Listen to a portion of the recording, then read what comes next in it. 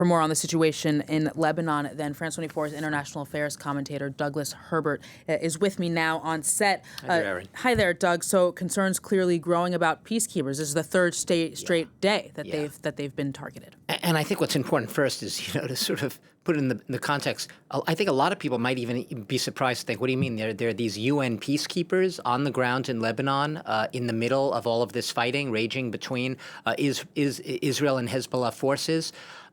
It's not obvious that there's a United Nations international peacekeeping force there, and yet it has been there for decades, right? It was actually created way back in 1978 during a brief Israeli invasion of Lebanon back then when Israel withdrew, but it was really beefed up with more responsibilities, a broader mission after the 34-day war between Israel and Hezbollah in 2006. And today you have about 10,000 of the peacekeepers really on the ground throughout the country. And a lot of them, most of them are posted along this southern Lebanese region, and really their main job. Obviously, they have a lot of responsibilities, one of them being to work alongside the Lebanese army to try to help the Lebanese army to reestablish control, because it is the national army of Lebanon. They're not, even though they're armed, they're not specifically in a combatant role, as their name suggests. They're peacekeepers, and they are there to monitor, with the emphasis on monitor, that roughly 74-mile, what's called blue line, a blue line that had been drawn by the United Nations, below which Israel had withdrawn in 2006. So that's what they're technically there for. And they've been there at these observation posts, you could say sort of minding their own business. Much of the world never really even thinks about them, forgets they're even there, except at times like this. And the fact that they are right now in a region where the Israeli Defense Forces say that their posts, and this is an argument we've heard used in different geographical settings in different places throughout this Mideast conflict from the Israeli security forces, saying that their observation posts happen to be near places where Hezbollah has set up command and control centers and places from which they're launching missiles at Israel, something which for Israel is a clear no-go. That's just not happening. So Israel is defending itself. It says that it has warned these UN peacekeepers. They say, our intention is we do not want you to get caught in fighting. We do not want to hit you with tank fire or anything else. But so they said, please push back. They gave them some warning. They said, please move back your position several kilometers. The UN peacekeepers said they were evaluating the situation, but they saw no reason to change their mission. Their mission is to stay put, so they were staying put for now. So it's really become a tit for tat, a real tussle between the Israeli security forces who are saying you better move or you're going to be hit, and the peacekeepers for now who are saying this is our mission and we're staying here, and we should not have our peacekeepers subjected to your fire. You should respect this. And it's even been, they've said, we're increasingly alarmed at what's happening. They say the peacekeepers are at increasing risk. This is the UN.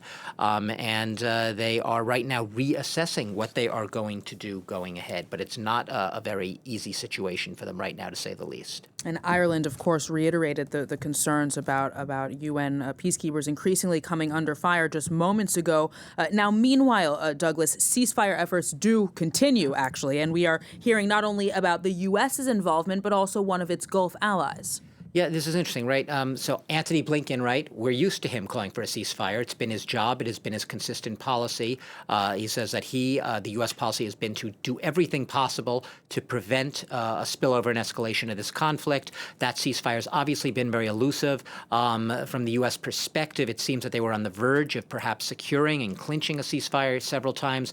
And they say that then the Israelis didn't follow up, or they were sometimes even taken off guard by the response from Israelis for not embracing those proposals. Most recently, a proposal for a 21-day truce between Israel and Hezbollah. But the UAE, which is an ally, but has strong economic ties with both Israel and the United States, but also with Iran in this region. It's really sort of a very difficult balancing act, but it's also one of the world's major oil producers, this Gulf monarchy, along obviously with Iran. So what it and its partners in the region, the other Gulf states, their absolute interest is, and what they've been imploring is, they've been calling for a ceasefire, saying they want the U.S. to play a more robust and aggressive role in pushing for a ceasefire, because it's not just in the interest of the whole region and everyone, but it's also in their own economic interest.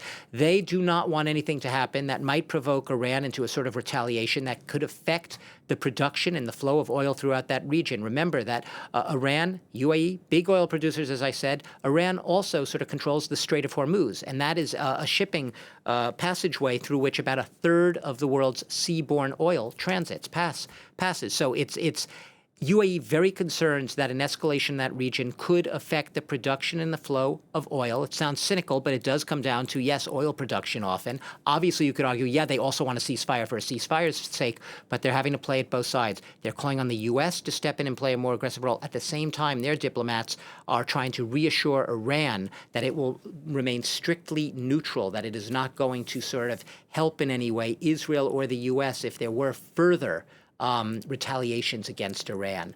Very tricky role for the UAE right now. But it does come down to, once again, oil.